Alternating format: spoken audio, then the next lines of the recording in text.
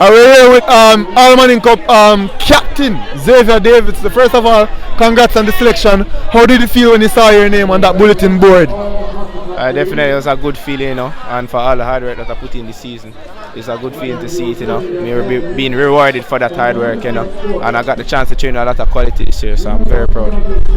You were given the captain's armband. Coach Ferguson said he didn't necessarily know he would have given the armband until right before the game. Is that true, or did you already know that you were going to captain this team today? Well, we didn't have any captain talk or anything like that about who will be captain or anything like that. We were just focusing on training and all of that, and he just told me right before the game. So you led your guys out, and we heard you being vocal on the field, but there are chemistry issues. Can you attest to that? Do you think that there are definitely some chemistry issues with all these stars put together really quickly? For the fact that we only had 2 training sessions, I think we did well. It wouldn't be perfect, because it's not like we had our pre-season or anything together. I thought we played well.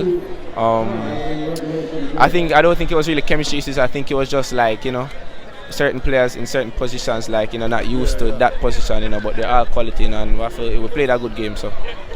Do you think rotation would have ultimately caused the All-Manning team to not win? No, definitely. It's hard for me not to blame myself for this, because as much as I thought I had a decent game, there was one moment that I gave out the ball and it directly went to the goal. So I have to take credit for that. As much as people miss penalties and everything, that is one team. But I have to blame myself for that, because I thought I could have done better.